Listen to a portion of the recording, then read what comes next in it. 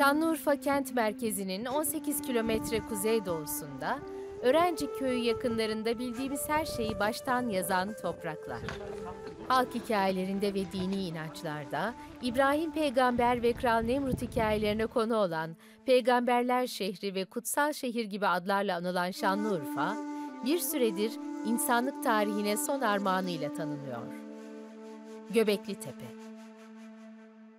Bereketli hilalin kucağında, Harran Ovası'nın ortasında kazılara halen süren Göbeklitepe, uygarlık tarihine geriye doğru çağ atlattı. Bunu yapan dikili taş formunda bir dizi taş sütundu. Peki bu buluntular bize neyi anlatıyordu? Göbeklitepe is a so far unique site of a period which is one of the main periods in mankind. It's a transition from hunter-gatherers to village farming societies.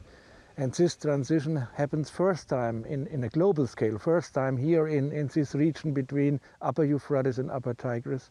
And Göbeklitepe is a key site for the understanding of this process, of this transition.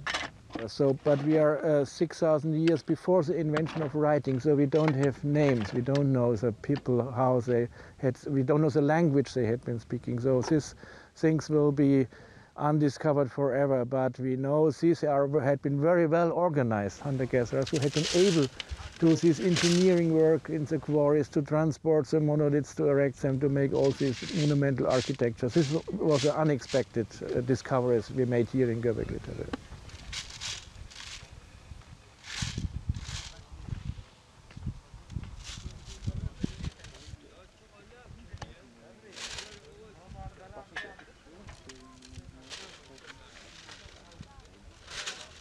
This is the so-called main excavation area. This is where excavation started, and most of the time during the seasons we excavated here.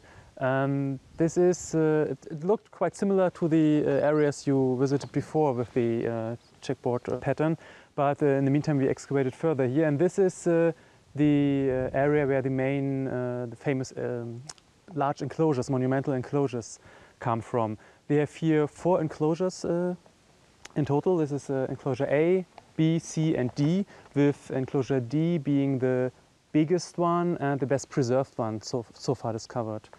What you can clearly see is that there are always, that's the general layout of the enclosures, but there are always 2 central pillars standing in the middle, in the center of the enclosures, surrounded by more of these T-shaped pillars in the circle. And the most interesting part, and that's also peculiar about enclosure D, is that the central pillars clearly can be regarded as anthropomorphic, human-like sculptures, so to say.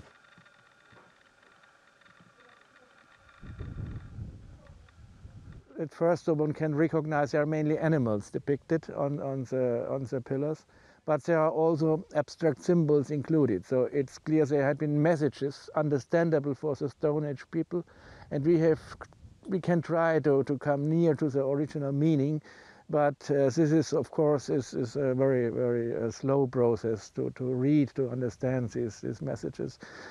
What we can say is they are not very peaceful messages. They are very often nasty animals included, like scorpions or spiders, or a lot of snakes and hyenas and vultures and so on. So some very exciting is illustrated here by these pictures.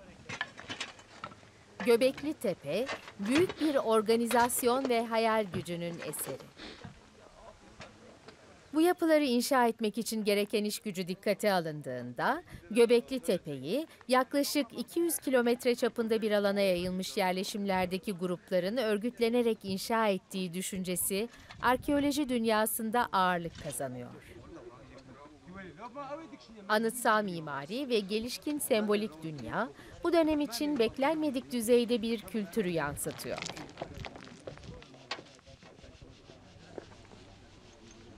So we have the quarry areas nearby the site. They are on the plateau behind us, and they just carved out the pillars of the limestone which was locally available. The limestone here comes in banks, so it's stratified, and you don't have to dig very much down to get the pieces loose. Then they transported them to the site, maybe by use of a wooden sledge or something, and erected them. So put them in circles and built these structures. So everything happened here locally. It's not brought from far away, it's just a small transport from the plateaus up to the site. So it seems that the enclosures at Göbeklitepe had a fixed use life from the beginning. It was planned that they were intentionally refilled at the end of the use. So people didn't leave the enclosures open to be slowly refilled by nature, but they put in material. It's fist-sized limestone cobbles mixed up with animal bones and flint objects, and they used this to fill the enclosures, and that's why they are protected so good.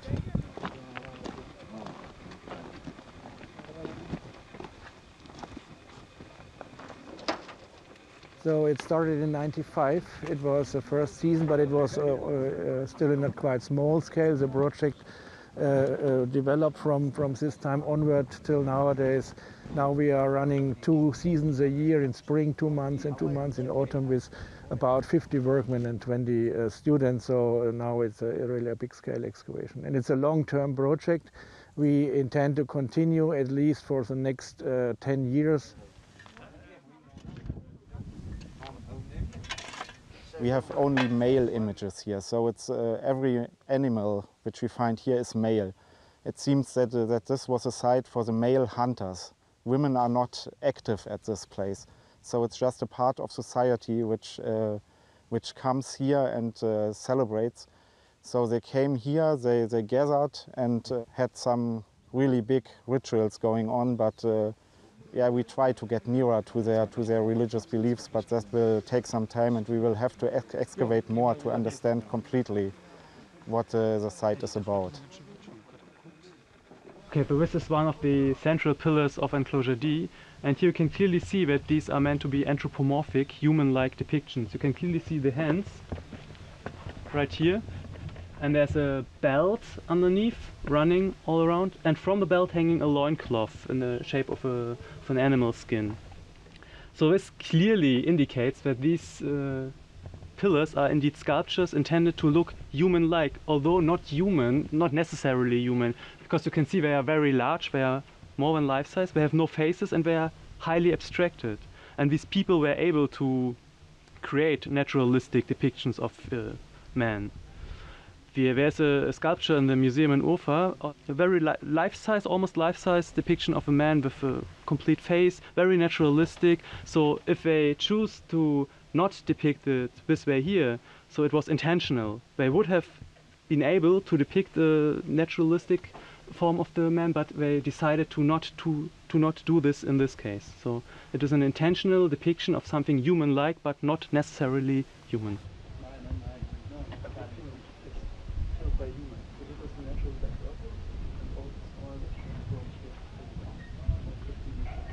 So this is pillar 43, one of the most rich decorated pillars we have here, and you can see it almost depicts some kind of narrative. There is, of course, very visible the large vulture to the left, and he's presenting some kind of disc, maybe an egg, and there are more birds to the right, and even a small snake can be seen over there. And most interesting is the upper part of the pillar. You see the scorpion, very visible, a very dominant, very dangerous animal, and underneath it another bird. And just right to the bird you can see this depiction of an apparently headless man with an erect penis. So the whole pillar seems to narrate some kind of story, some kind of mythology, and we only have the pictures, of course, so it's hard to make something of this story. But we can clearly say this is definitely telling some kind of knowledge these people had. Bazıları 5,5 metre yüksekliğe ulaşan monolitik taş sütunlardaki figürlerin takım yıldızlara atıfta bulunduğu düşünülüyor. Yine de bu sembollerin neye işaret ettiğini çözmek için daha yanıtlanması gereken çok soru var. 20 futbol sahası büyüklüğündeki alanda aktif kazılar devam ettikçe insanlık tarihine dair bilgimiz de derinleşecek.